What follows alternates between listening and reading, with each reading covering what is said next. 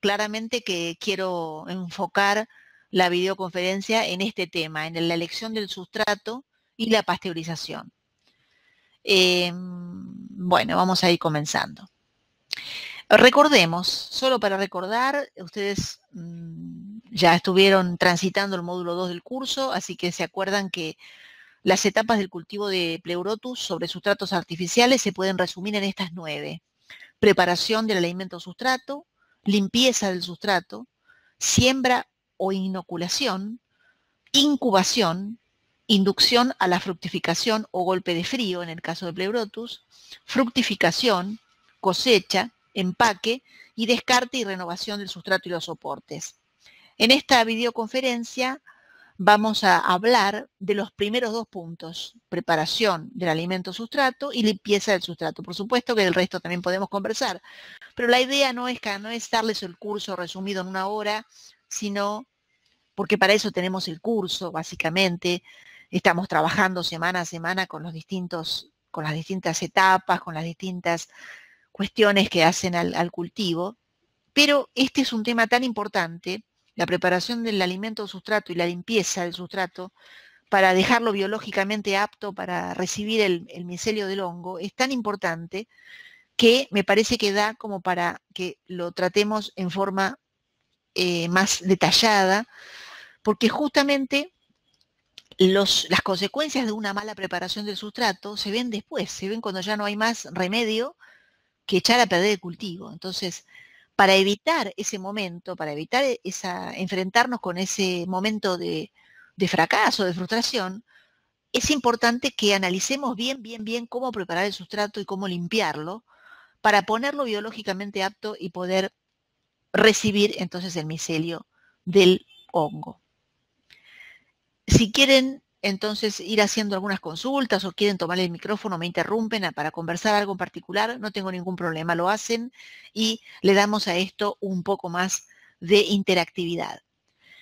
Vayamos entonces a la preparación del sustrato. La preparación del sustrato tiene 3 pasos fundamentales: la elección del material, el triturado en caso que corresponda, y el mojado, 4 en este caso, 4 pasos fundamentales. Dije 3 porque muchas veces el cuarto no se usa, pero claramente es un paso más. Mojado o humedecimiento del sustrato y agregado de aditivos, yeso, cal, salvados o harinas.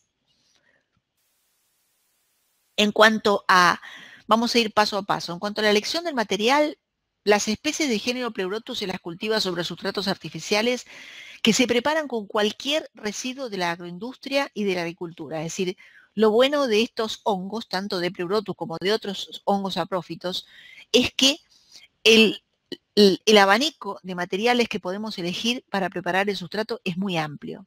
Podemos elegir restos de podas y cosechas, pajas de cereales, virutas, orujos, podemos elegir cartón, papel, hojas del barrido de las calles, pasto seco, siempre y cuando esté realmente seco y no contenga rizomas verdes, ¿no es cierto?, de pastos perennes verdes. Es decir, que podemos elegir, qué sé yo, juncos, podemos elegir mostos, podemos elegir restos de la industria de la cerveza, restos de la industria textil, todos aquellos residuos industriales y agroindustriales que provean carbono, fundamentalmente el componente fundamental que tiene que proveer el sustrato tiene que ser carbono. No tanto el nitrógeno, sino el carbono. La lignina y la celulosa son fundamentales para el desarrollo y crecimiento del micelio. Los materiales es un punto fundamental, proveerse de la cantidad de materiales necesaria para transitar todo un periodo productivo sin problemas. Es decir, si nosotros nos vamos a plantear un emprendimiento productivo, no un hobby, no un pasatiempo, sino un emprendimiento, tenemos que pensar en la provisión del material para el sustrato para todo el año. Nosotros decimos por lo menos en nuestra zona, donde hace tanto calor, ¿no es cierto? Como hablábamos recién con María del Rosario, Santa Fe, norte de Argentina, nosotros nos planteamos un periodo productivo de 8 meses. 8 meses. Hay 4 meses en el año en los cuales hace tanto calor que no conviene directamente lanzarse a producir porque el riesgo de pérdida es muy alto. Entonces, el periodo productivo arranca a fines de marzo y termina a fines de septiembre, mediados de octubre, no más allá de eso. Puede extenderse hasta fin de octubre si ustedes quieren, pero no mucho más. Es decir, ponerse a sembrar ahora, como decía recién, le comentaba recién a María Rosario, el riesgo es muy alto, porque ahora puede ser que las temperaturas estén fresquitas o haga calor, pero no tanto. Pero dentro de 20 días o de 25 días, 22 días, 25 días, cuando termina la incubación y hay que dar el golpe de frío, bajar drásticamente la temperatura para que el hongo empiece a tirar sus primordios y fructificar, bueno, se van a encontrar con un golpe de calor terrible que lo que va a hacer es secar mucho el ambiente, va a ser muy difícil mantener la humedad y el hongo sin humedad no crece, no desarrolla y por supuesto se seca y se cae. Entonces, nosotros nos planteamos un periodo productivo de 8 meses. Inés, ¿cómo estás? Tomaste el micrófono, si querés podés saludarnos. Hola, ¿cómo estás, Inés? Gracias por las fotos, me mandaste unas fotos lindas hoy. Muy bien, muchas gracias. Me mandaste unas fotos muy interesantes. Yo quería preguntarte si las puedo compartir en el foro con los alumnos del curso. Estamos hablando de la elección, bárbaro. Estamos hablando justamente de la elección del material y vos me mandaste unas fotos muy interesantes que son sobre marlos de maíz, marlos de choclo. Sí. ¿Por qué no los trituraste o por qué los usaste enteros?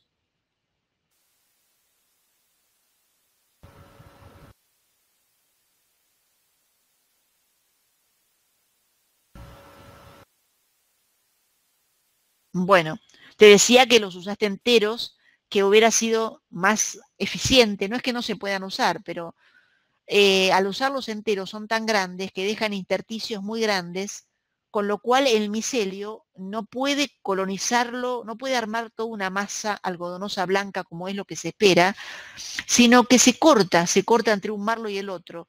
Lo ideal, se puede usar perfectamente el marlo de choclo, pero lo ideal sería triturarlo, achicar un poco el grano, el tamaño de partícula de ese material.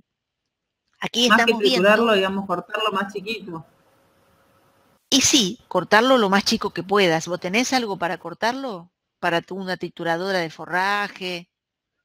No tengo. Lo que pasa es que no, Una lo quise piquera. cortar medio así a mano, pero es recontra duro y si lo hago con un machete salen todos los pedazos volando. No, y Pero aparte, sí, aparte es un trabajo de preso, es una locura hacerlo a mano. No, es un delirio, sí. es un delirio. Vas a No, tener, yo porque vos hago poquitas bolsas, nada más. haces Pero si poquitas haces muchas bolsas, bolsas, bueno. obviamente que no funciona. ¿Y usaste eso porque estás probando o porque fue el material que tenías? Porque fue lo que primero pude ubicar.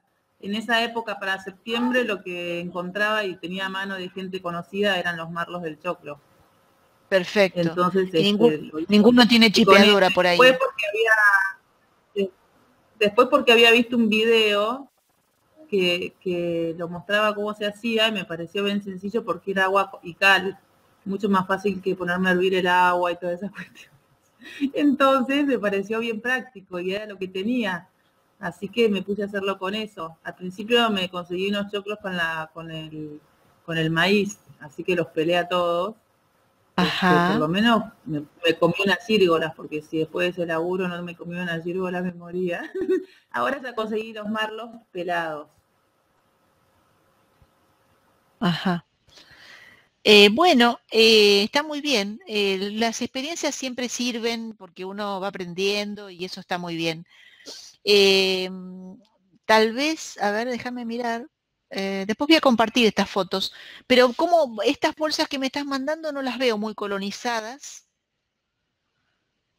Sí, Se hay corta, colonización. ¿no las ves Hay, qué? hay manchas rosadas de fusarium, ¿puede ser? Hay unas manchas rosadas, pero ¿sabés que en la bolsa anterior, la que te mostré, esa, la primera, que me salía, crecieron las gírgolas igualmente, a pesar de la mancha rosa. Claro, sí. Sí, sí, sí, claro, en algún lugar donde no está colonizado, claro. Pero no es lo ideal, eso es un contaminante que en una sala de cultivo Ahora, no lo deberías tener. Lo que sí puedes hacer pero es mezclar. ¿Vos mezclaste con paja de trigo otras bolsas? no. No. Ah, porque ves una foto, Estoy viendo una hay foto donde una, hay paja de trigo. hay una que son las hojas del marlo, las hojas que quedan Ah, bueno, ahí. entonces podés mezclar entonces para que se haga un poco más. Son muy grandes estos marlos. Eso es lo que Son noto, enormes, sí, son que enormes, dejan intersticios muy grandes, dejan espacios muy grandes donde el son micelio enormes. no puede ir de un marlo al otro, ¿me Claro, es entendés? una lástima. Por Ahora, esas eso manchas rosas son una bacteria, es pero no ataca toda la bolsa, solamente un sector, es un entonces hongo, deja que es crezca la gírgola por fusarium, otro lado. es un hongo, Ajá. Pero es no un ataca competidor de toda la gírgola. la... No, por manchones, Y no, igual que trichoderma. Son y manchones. la mancha negra que se ve en la otra bolsa, ¿es lo mismo? También, ¿Es también es otro trichoderma? hongo. No, trichoderma es verde. Ah, Trichoderma es verde. está bien. Son todos Ahora, contaminantes. si yo... Vos no pasteurizaste estos choclos. Eso te iba a preguntar. Yo los puse en agua con cal. ¿La Sí, está cal bien. solamente le saca la acidez o también le cura el tema de los hongos y de todo? Le hace una curación Es un pasteurizado en de frío. pasteurización. Es un pasteurizado en frío. Lo ideal, lo mejor, lo más efectivo, lo más completo es el vapor de agua. Todos los otros sistemas, Lo del túnel. bueno, el túnel o el pasteurizador casero, o ya vamos a ver distintas fotos en esta presentación. Voy a avanzar un poco, después en todo Ah, caso y los marlos retomamos un también poquito. se pueden poner en un túnel. Sí, sí, Los sí, sí, marlos se claro. pueden poner en un túnel. Sí, y en un Ah, está pasteurizador bien. casero también. Acá en esta foto estamos viendo trigo, estamos viendo rollos, fardos, y abajo estamos viendo hojas del barrido de las calles, que también se pueden usar. Por ejemplo, en la ciudad de San Juan, Vos me este es decís, de una yo no persona. veo nada, Olga, yo no veo nada. eh, Solamente te re- escucho. No sé bueno, por qué. eso, refresca, a ver, volvé a hacer refrescar el navegador a ver si lográs ver la presentación. Eso puede ser un problema de conexión tuyo, o salí y volvé a entrar a ver si podés ver la Claro, pues yo no te presentación. veo. ¿No me ves? La No, webcam tampoco me ves. Bueno, solamente, los demás me ven, si no, Jorge, María apago del el bolón que sea. Rosario, Noemí, ¿están viendo la presentación en pantalla? Les pido si me pueden comentar Ah, tomando ahí el estás. micrófono. Ahí te veo. Ah, ¿y la presentación la Ahí ves? está. Bueno, ahí está. Ahí está. Perfecto, Sí. perfecto. Ahí está. Seguimos entonces. Seguimos, sí, seguimos, Jorge. Ya vamos a hablar de los aditivos. Entonces, les decía que primero hay que elegir el material. En el caso de Inés, ella eligió marlos de choclo, que está muy bien. Pueden ser hojas del barrido de las calles, pueden ser cualquier residuo de la agroindustria, como dije recién. Lo segundo es picarlo, por el motivo que estábamos hablando recién.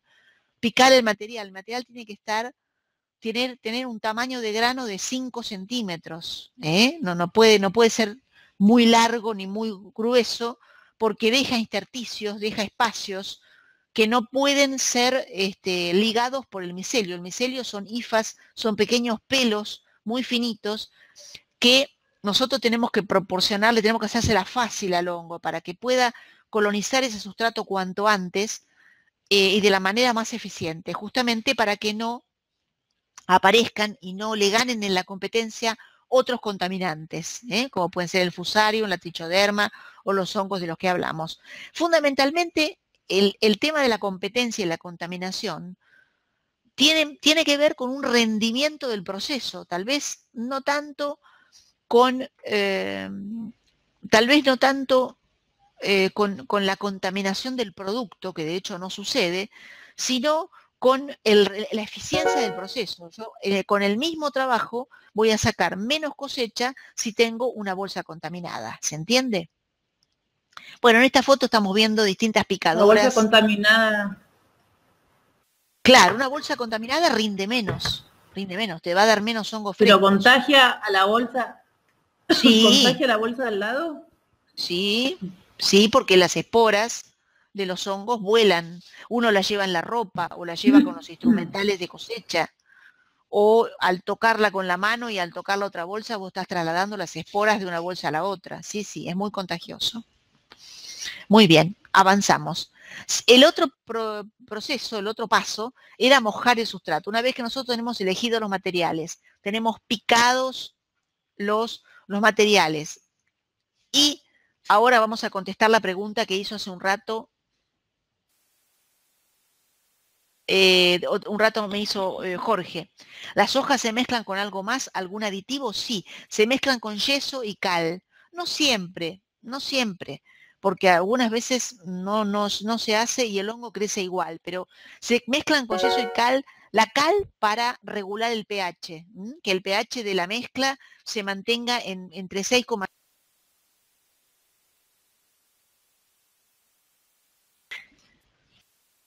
que se mantenga, decía, en un rango de pH entre 6,5 y 7,5, un pH neutro. Y después les decía que también se le agrega yeso para aumentar el agarre del hongo. El hongo se agarra mejor cuando hay yeso. Yeso común, yeso de construcción. Si se trabaja con cama de caballo no se necesita triturar. La cama de caballo no se usa para Pleurotus. En Pleurotus no usamos cama de caballo. La cama de caballo se usa para los saprófitos secundarios, aquellos hongos que necesitan compostar el sustrato, como por ejemplo el champiñón o el portobelo. Bueno, estás de vuelta, Miguel, qué alegría, menos mal. A ver... En el caso de las hojas también hay que picarlas, no es necesario porque las hojas son blandas y son chicas, entonces en ese caso no hace falta picarlas, no habría problema. La viruta tampoco hace falta picarla porque ya es chica. A ver, voy a desactivar la cámara para que vean mejor la imagen. Muy bien, entonces lo que sigue, no sé si seguimos adelante o si quieren hacer alguna otra pregunta o tomar el micrófono y hacer algún comentario, lo pueden hacer. Entonces seguimos adelante, las formas de mojar el sustrato. Una vez que nosotros tenemos el material, lo tenemos mezclado con Olga. los aditivos. Sí. Olga. Dime. Ah, ahí me escuchás, está. Tengo problemas con este coso, ya lo entendí. Tengo una pregunta, la paja de trigo, sí. ¿Cuánto tiempo se puede guardar en el galpón o en el lugar que yo lo guarde? Porque, por ejemplo, yo consigo paja de trigo en diciembre. Sí. ¿Lo puedo guardar un año? Perfectamente, siempre y cuando no se moje, no esté en lugar húmedo. No, la paja es muy importante, la pregunta que me haces. La paja de trigo tiene que tener el color que muestra esta foto, así, dorado, ocre. Si la paja de trigo, que vos desarmás un fardo y le encontrás manchas negras, producto de que ha estado en algún momento en contacto con la humedad, no te conviene usar ese fardo hay que descartarlo. Es decir, uno tiene que usar... Pero en general se guarda bien. Sí, se guarda bien. Si vos tenés un galpón cerrado donde no le agarre la humedad, lo puedes tener un año perfectamente. No hay ningún problema. Por supuesto que lo vas a tener que pasteurizar. ¿Está bueno siempre que o en general es así que la producción del hongo, por eso yo produzco todo el año, ¿no?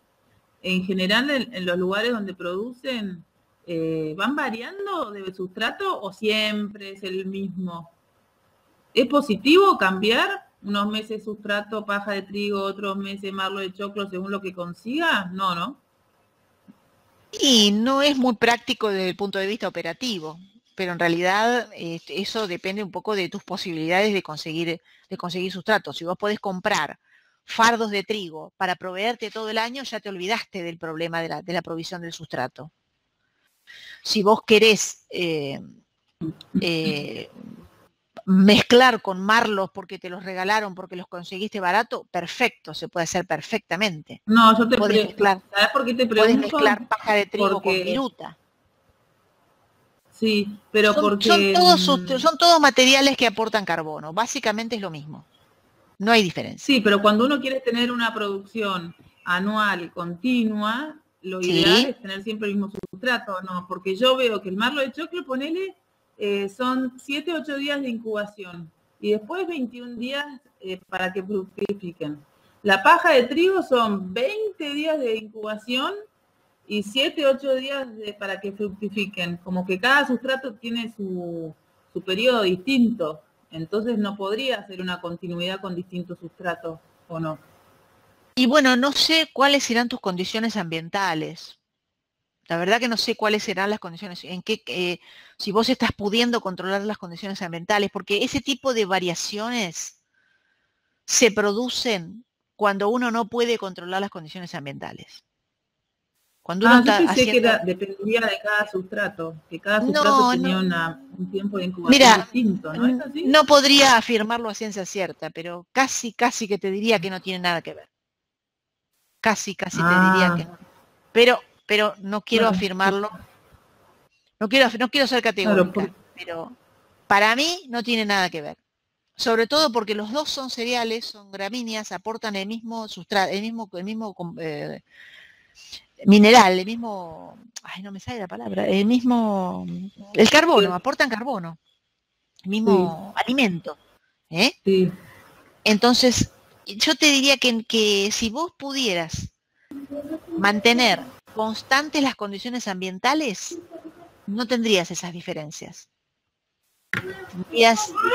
Tendrías un periodo de incubación más regular.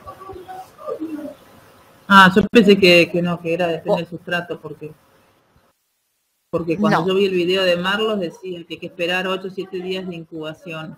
Y en la teoría siempre cuando habla de paja de trigo dice 22 días, 20, ¿no? 22 días. Incubación. Sí, lo que pasa es que la paja de trigo que pensé que cada sustrato la paja de trigo tiene todas las ventajas. Es práctico, es rendidor, es económico. Se puede guardar un montón de tiempo. Se puede guardar un montón de tiempo, se puede comprar en cantidad. Siempre uno termina o con la viruta, que también es un buen sustrato, o con la paja de trigo. Los otros sustratos son muy difíciles de conseguir. De hecho, no podrías tener una producción basada en marlos de trigo si no tenés una chipeadora, una máquina para triturarlo. No, aparte el marlo, y a veces el marlo viene con algún hongo. Claro, Fusarium. Sí. Ese ¿Lo hongo mato con la cal? No siempre la mato con la cal, ese hongo, ¿o sí? Sí, con la cal lo podés matar. Podrías ponerle también un fungicida. Ya tenés que entrar a hacer quilombo. Para mí, con el vapor, claro. Con una buena pasteurización, vos ahí solucionan todos los problemas. Vos te olvidás de... Por eso es tan importante la pasteurización y por eso la conferencia está orientada a este tema tan importante, ¿no es cierto? Porque con una buena pasteurización uno evita la presencia de contaminantes que reducen la eficiencia del proceso, básicamente. Claro, sí, yo después de leer todo lo de estos días, la verdad que se me reconvencí del túnel ese, además de que con la experiencia que tengo, la verdad que es el mismo trabajo y veo que la bolsa no me va a rendir lo mismo que si lo hubiese pasteurizado bien. Claro, exactamente. El trabajo es el mismo. Exacto. Pregunta Jorge Sepúlveda, además de yeso y cal, si se puede agregar salvado de trigo. Sí, se puede. De hecho, también es una pregunta interesante. El micelio requiere o le gusta, vamos a decir así, responde positivamente al agregado de fuentes de nitrógeno puntuales como arrancadores. Un salvado de trigo o unas cucharadas de polenta de harina de maíz pueden ser interesantes o pueden servir como arrancadores del micelio, favorecer que el micelio empiece a colonizar más rápido el sustrato, pero siempre hay que pasteurizar. Es decir, yo no puedo agregar el salvado de trigo o la cucharada de polenta después de haber pasteurizado y al momento de la siembra. Si yo quiero agregarle salvado de trigo, tengo que preparar la mezcla, pasteurizar y después recién sembrar. Las formas de mojar el sustrato, entonces podemos hacerlo como de la manera que se ven estas fotos, sumergiendo las bolsas de sustrato en unas bateas, con unos pesos como se ven en las fotos de arriba, o con unas pilas, con una manguera como se ve abajo, o con un aspersor, un aspersor como se ve en la foto de la derecha. O si no, directamente en el túnel de pasteurización también se puede hacer el humedecimiento. Es decir, yo parto de un material completamente seco, sin ninguna mancha negra, ni rosada, ni extraña, y desarmo los fardos y humedezco bien el material. El material tiene que estar bien húmedo, tiene que estar muchas horas siendo mojado, ¿no es cierto? Que tiene que estar bien empapado porque tiene que alcanzar entre un 70 y un 75% de humedad con este procedimiento de humedecimiento. Recuerden que el volumen aumenta 4 veces una vez que la paja está mojada. Eso nos va a ayudar también a hacer las cuentas, a ver cómo podemos acomodar las distintas bolsas en la superficie que tengamos. Una vez que tenemos entonces mojado, humedecido y preparado, o sea, elegimos el material, lo picamos, le agregamos los aditivos y lo humedecemos, tenemos que limpiarlo, pasteurizarlo, decimos en el ámbito de la fungicultura. ¿Qué significa limpiar el sustrato? Significa eliminar esporas de hongos, huevos de insectos, parásitos que pudieran competir con el micelio del hongo en la colonización del sustrato, afectando la eficiencia del proceso. Esto ya lo dije antes, pero ahora lo decimos bien claramente. Es decir, cuando nosotros hablamos de limpiar el sustrato, no nos estamos refiriendo tanto a una contaminación del producto por una posible intoxicación. ¿Me siguen? Sino por la limpieza del sustrato para que el proceso termine siendo todo lo eficiente o lo máximo de eficiente que podamos lograr. Muchas gracias a los que se van sumando. Noemí, ¿quién más está? A ver, ¿hay alguien más? No. Bueno. Entonces, el objetivo de esta limpieza es que el sustrato quede biológicamente apto, listo para sembrarlo o inocularlo con el micelio, y en el que solo se desarrolle el micelio del hongo que nos interesa cultivar. Ese es el objetivo que perseguimos con esta limpieza. Los métodos. Ya estuvimos hablando un poco, pero ahora vamos a verlos con un poco más de detalle. Inmersión en agua caliente. Podemos usar la típica olla o el típico tambor, donde vamos a sumergir la paja y vamos a darle calor para que levante temperatura y se produzca un casi hervor, porque no tenemos que dejar que hierva, sino que tenemos que llegar a que casi hierva. La pasteurización con vapor, que como yo digo, es el método más práctico, económico y eficiente de todos, que puede realizarse en distintas escalas, a través de un pasteurizador casero, que ya lo vamos a ver, a través de un autoclave, que no es algo que se use en Pleurotus, es bastante más común en otros hongos como el shiitake, el maitake, el nokitake, o el túnel de pasteurización, que puede tener también la variante del microtúnel de pasteurización. Y también, como estábamos comentando recién con Inés, el pasteurizado en frío. El pasteurizado en frío, que puede ser con diferentes productos, cal, peróxido de hidrógeno o con fungicidas. Vamos a ver qué nos depara la próxima diapositiva. Bueno, la inmersión en agua caliente es esto, poner a hervir, o a casi hervir, digo yo, porque en realidad la temperatura no tiene que superar los 90 grados, durante 2 horas desde el momento que se calienta el dispositivo, ¿no es cierto? Es decir, una vez que el dispositivo está caliente, alcanzó los 90 grados, el sustrato tiene que permanecer, o el material con el que vamos a preparar el sustrato, tiene que permanecer 2 horas a 90 grados, lo cual es bastante difícil de controlar, ¿no es cierto? Es bastante es bastante difícil controlar una temperatura a ese nivel y que no se nos escape a más de 100 grados. El asunto es que si el sustrato se hierve a 100 grados, justamente pasa eso, se hierve y se desnaturaliza, con lo cual pierde sus propiedades nutritivas. Al cabo de unas 2 horas se cuela, fíjense que se necesitan por lo menos 3 personas para esto, y se puede colar en un colador como el que ven aquí a la derecha, aunque en realidad, si ustedes se imaginan que de hacerlo así, volvemos a recontaminar, ¿no es cierto? Fíjense que esta persona lo está haciendo al aire libre, en una manera bastante rústica, y bueno, no es muy eficiente este sistema. Un poquito más eficiente es este sistema del pasteurizador casero, donde nosotros lo que tenemos es fíjense en el esquema de Luis Fernando Perrilla de Colombia, lo que tenemos es una parrilla o falso fondo, abajo estamos viéndolo de abajo para arriba, abajo de todo tenemos el fuego, fuera, digamos, de lo que sería la olla. Fíjense en las fotos que están a la izquierda, se ilustra mejor.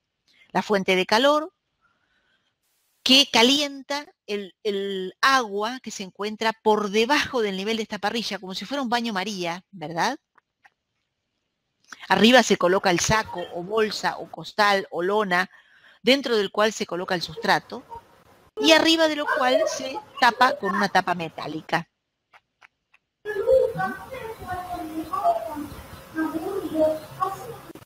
Alguien tiene el micrófono abierto y estamos con ruido de fondo. A ver, ruido de niños.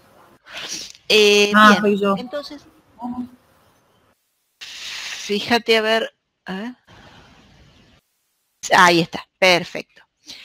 Entonces, la tapa metálica es lo que va a cerrar este dispositivo. La idea es que tenga la mayor hermeticidad posible, porque evidentemente si es casero, si es algo construido a mano, siempre va a tener algún tipo de fuga. La idea es que no exista fuga de calor para que el dispositivo permanezca a una temperatura de entre 75 y 85 grados durante por lo menos 3 horas. Avanzamos. Fíjense, aquí encontramos algunas variantes un poco más sofisticadas del mismo procedimiento. Acá, bueno, en este caso sería inmersión con agua caliente, pero también puede ser el pasteurizador casero con el agua por debajo de esta rejilla. La rejilla se llena con el sustrato, se levanta con una cadena o polea, ¿no es cierto? Porque imagínense que este trabajo con el pasteurizador casero también demanda mucho esfuerzo físico, con lo cual, a medida que nosotros vayamos haciendo pruebas y vayamos incrementando el volumen de nuestro emprendimiento, vamos a tener que ir sumando nuevos tambores. Indudablemente, como yo les cuento en el curso, vieron que pusimos los temas importantísimos que estamos viendo cada semana, estamos viendo que la pasteurización es un cuello de botella. Si yo me planteo un emprendimiento para producir determinada cantidad de kilos por mes, tengo que estudiar mi capacidad de pasteurización para que eso no me impida llegar a la cantidad de kilos por mes que quiero obtener. Si yo no estoy en capacidad de pasteurizar la cantidad de sustrato que necesito para producir la cantidad de kilos que me planteé por mes, evidentemente mi cuello de botella está en la pasteurización. ¿Eso se entiende? Entienden que es un cuello de botella, ¿verdad? Sí, total. Bueno, perfecto. Perfecto, muy bien. En esta secuencia, fíjense, Esta es una secuencia a escala artesanal. Fíjense, vamos a mirarla de arriba, de izquierda a derecha. Vemos que esta gente tiene bastante organizado su emprendimiento, a pesar de ser un emprendimiento rústico o de escala artesanal. Se los ve bastante organizados, ¿verdad? Aquí encontramos una batea de cemento donde ellos colocan el yeso y la cal sobre el fardo de trigo y humedecen el sustrato. Van desarmando los fardos, los humedecen en esta batea, los dejan durante unas cuantas horas, de 6 a 12 horas, hasta que la paja se encuentra bien húmeda, la retiran de allí y la colocan en estos tambores que se ven en la segunda fila. Van llenando los tambores y pasteurizando con vapor. ¿Ven? Tienen en este caso 4 tambores. Fíjense en la diapositiva de la esquina abajo a la izquierda, que tienen un termómetro. Aquí en esta partecita, este soporte que se ve aquí es un termómetro, este pequeño mecanismo que ven aquí. Es un termómetro que le indica al emprendedor cuando la temperatura llega a 85 grados en el tope del pasteurizador. A partir del momento que la temperatura alcanza 85 grados, en ese punto, a partir de ahí hay que contar las 3 horas de pasteurización, no antes. Es decir, ¿cómo resuelvo yo el problema de la temperatura? ¿Cómo me aseguro de que todo el sustrato reciba por lo menos durante 3 horas, un mínimo de 3 horas, la temperatura de 75-85 grados? De esa manera, tomando la temperatura en la parte más alta del pasteurizador y chequeando que allí se alcancen 85 grados. A partir de ese momento, dejo 3 horas más el dispositivo. Una vez que se han cumplido ese plazo, fíjense que la sala está muy limpia, las paredes están pintadas con cal, es rústica, pero está limpia. Fíjense que la mesada donde ellos distribuyen el sustrato pasteurizado está envuelta con un nylon, que la operaria tiene ropa limpia, tiene el cabello atado. Es decir, hay que tener todas las precauciones que más podamos para garantizar la limpieza y la higiene en todo el proceso. Eso es fundamental para evitar la recontaminación del sustrato y para evitar la presencia de contaminantes. Cuando decís que se humedece el sustrato, la opción en todo el túnel, ¿lo mojo en todo el túnel o con el mismo vapor se humedece? Digamos 2 en 1, no. Primero se humedece con agua y después se pasteuriza. O sea, hacen las dos cosas. Pero en el mismo túnel. Vos cargas el túnel, lo mojás bien con agua, el túnel abajo, si está bien hecho, bien fabricado, bien construido, tiene una parrilla y un desagüe que filtra, que drena el excedente del agua. Con lo cual no se acumula el agua dentro del túnel, sino que eso drena. Es como si fuera un gran pasteurizador casero, pero en una sala ad hoc, en una sala que está destinada a eso. Muy bien. Finalmente, si nosotros logramos tener un gran emprendimiento, si nosotros crecemos, evidentemente esto ya es una escala bastante más ambiciosa de lo que la mayoría de nosotros solemos soñar, podemos entonces llegar a tener un túnel de pasteurización. Fíjate que en esta radiografía del túnel de pasteurización está un poco esquematizado lo que yo les comentaba. El túnel de pasteurización es una sala construida de hormigón. Hay empresas que se ocupan de estos montajes y tiene en el fondo un fondo, o digamos en el piso, mejor dicho, un fondo que está perforado para que justamente todos los drenajes, todos los excesos de agua drenen y vayan por esos tubos perforados para drenar por un lado, pero también son tubos perforados que van a inyectar vapor. El vapor que va a venir de una caldera se va a inyectar también por esos tubos perforados. Por un lado va a haber agua que va a drenar, agua del mojado del sustrato, pero al mismo tiempo o al lado de esos también va a haber otros caños que van a insuflar el vapor proveniente de una caldera. Ese vapor, que son esas flechas rojas que se ven de abajo hacia arriba, va a ir calentando el sustrato. Estos túneles de pasteurización se complementan con termocuplas, con termómetros que miden la temperatura a distancia, que se van colocando en distintas partes del sustrato y que se van controlando a distancia, justamente. Entonces, ¿cuándo vamos a terminar con la pasteurización? Bueno, vamos a terminar con la pasteurización cuando toda la masa del sustrato haya alcanzado 6 a 12 horas en 85 grados aproximadamente. Es decir, que lo mismo que les contaba recién con el pasteurizador casero.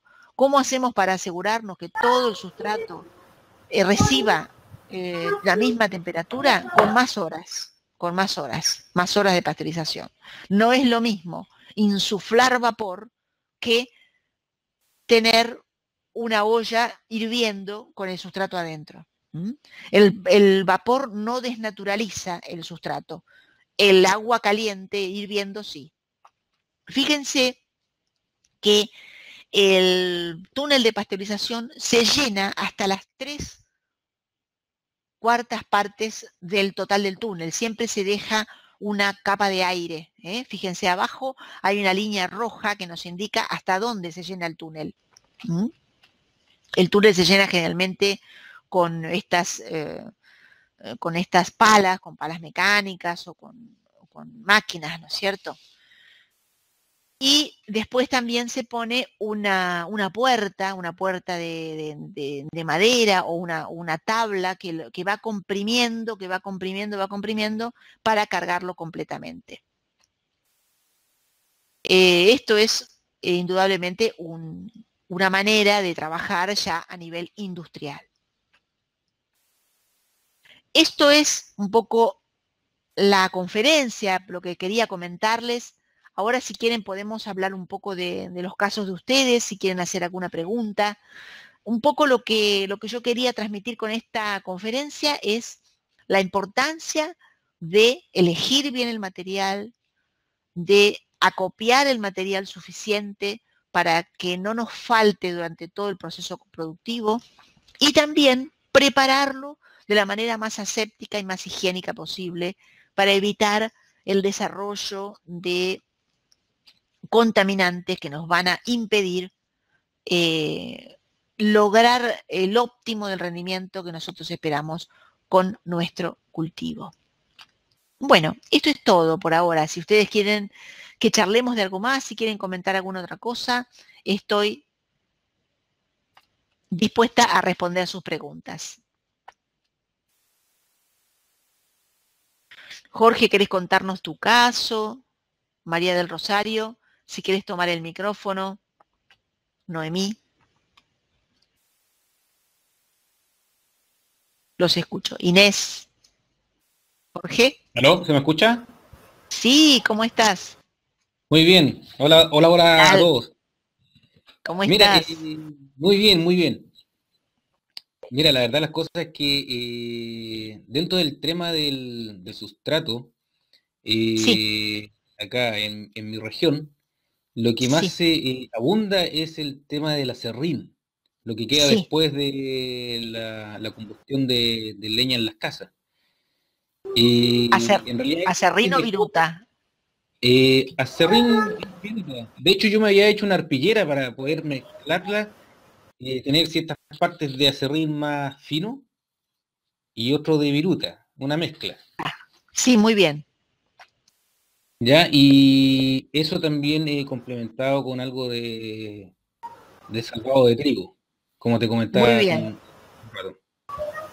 ¿Y madera de qué es? ¿Viruta y acerrín de qué madera? Son diferentes tipos, son los que uno compra acá cuando se necesita la calefacción en la casa. Pues, no sé, pues tenemos eh, ulmo, de repente castaño, Muy son bien. varias mezclas. Te Entonces la pregunta, pregunto porque normalmente si la madera es resinosa o tiene contenido de taninos, pero me parece que no es el caso de la región de ustedes. ya, el pino creo que es resinosa, ¿no?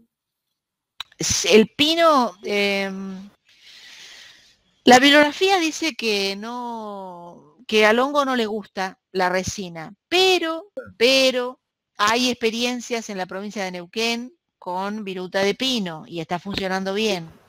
Ya, Así que, así que será cuestión de mezclarlo con otras virutas y darle nomás. Si lo conseguís y te resulta económico y accesible, dale para adelante.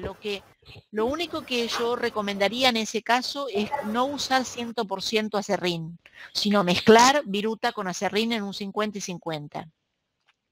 ok, ese del tema de la hoja me llamó mucho la atención también, ¿ah? Ah, las Como, hojas del barrido de las calles, sí, sí, también se puede usar. pero, Cualquier árbol de hoja caduca, no acículas de pino, ¿no? ok, Árboles de hoja de hoja ancha. hoja ancha, árboles caducifolios, castaños, olmos, álamos, sauces, ¿eh? Ok, No coníferas. Coníferas no porque son muy ácidas. perfecto. Y bueno, eso básicamente, bueno, yo no tengo un lugar físico donde comenzar, ¿ah? Es la Muy proyección que yo bien, tengo. La proyección que yo tengo a futuro de comprar un terreno y poder hacer algo con él. muy bien. ¿Y en la zona tuya, dónde estás exactamente en Chile? ¿Estás cerca de Valdivia, algún bosque? Valdivia, Ajá. la selva valdiviana. Ah, muy bien. Y ahí hay hongos naturales que crecen Sí, naturalmente. también. Sí, también aquí se da mucho lo que es bueno, acá le dicen el changle, que es en las bases del guaye. El árbol guaye es como el roble. Ajá. El nombre guaye es el nombre que le dan los mapuches. No, no es el Yao Yao. No, no sé. No. Bueno, si La verdad tenés, es que no, no. si tenés alguna foto y la querés compartir en el Ah, foro, sí, perfecto. podemos conversar de ese La tema. voy la voy a buscar y se las envío. Bárbaro. Lo que es, María del... bueno, lo que se da mucho acá también es el tema es un hongo que crece también en las ramas del guaye, son como brotes, y se le llama el digüeñe. Ujú. No, por Que esos sería nombres no lo bastante, conozco. claro, sería bastante interesante de repente hacer un emprendimiento también con hongo autóctono de la zona. Sí, Pero eso sería bueno, muy generalmente se recolectan, los que son claro, autóctonos, se hace recolección sostenible, hay criterios para recolectar sin esquilmar, eh, el típico hongo de pino que seguramente también lo conocerás o lo habrás visto sí, por también. allí, Sí. claro. Este, por lo general, bueno, uno tiene que ser muy conocedor. El tema de los hongos silvestres es delicado por muchas cosas. En primer lugar, porque uno tiene que ser muy respetuoso del ambiente. Justamente si los va a aprovechar, conocerlos, saber cuáles son comestibles y cuáles no, pero Claro, también aprovecharlos para no producir un daño ambiental, ¿no es cierto? Tratar de hacerlo de manera sostenible. Hay muchos recolectores, hay mucha gente que vive de este tema. Así que, y muchos que conocen, pueden reconocer los que son venenosos, de los que son silvestres, de los que son comestibles. La forma más segura de consumir hongos siempre es consumir hongos cultivados, ¿verdad? sí, sí, Pero bueno, también es interesante conocer los hongos que nos rodean, los que se encuentran en nuestra zona, aprender a valorarlos, a reconocerlos y aprovecharlos, ¿por qué no? Las exacto. morillas también, las colmenillas también deben andar por ahí. Y sí, sí, un poquito más para el norte. Al norte. Sí. Muy bien. Bueno, muchas gracias por tu experiencia, Jorge. Igualmente, Seguimos pues. entonces conversando en el foro. María Ok, del gracias. Rosario, querías... De nada, buenas noches. ¿Querías comentarnos, María del Rosario, algo más?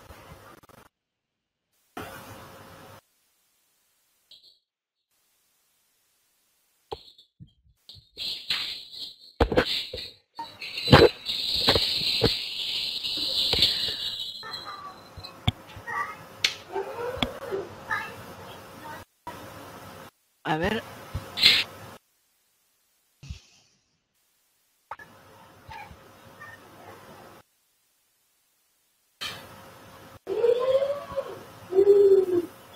Hay una pregunta.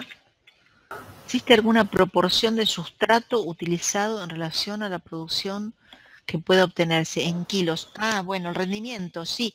El rendimiento siempre está en relación al kilo. Generalmente lo más fácil, la forma más sencilla de entenderlo es que a 1 kilo de materia seca podemos sacarle 1 kilo de hongo fresco. 1 kilo de materia seca, 1 kilo de hongo fresco. Eso es lo que se espera, lo máximo que podemos esperar. Y en condiciones óptimas.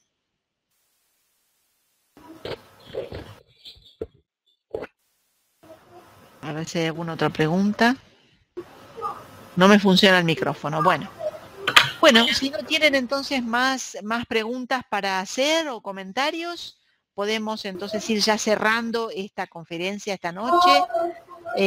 Quería entonces dejarles estas ideas, la necesidad de elegir muy bien el sustrato, de pasteurizarlo muy bien, de trabajar muy seriamente y tomarse muy en serio la cuestión de la limpieza y la higiene a nivel de la preparación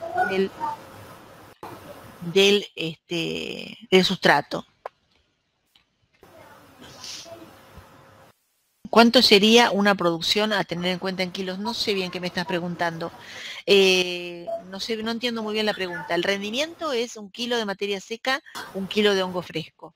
También se puede sacar en porcentaje de sustrato, peso húmedo del sustrato, pero es más fácil y más fácil de entender haciéndolo así. Entendiendo que a 1 kilo de materia seca o a 1 kilo de materia de sustrato seco vamos a obtener como mucho 1 kilo de hongo fresco, siempre y cuando las condiciones se den óptimas para el desarrollo del hongo.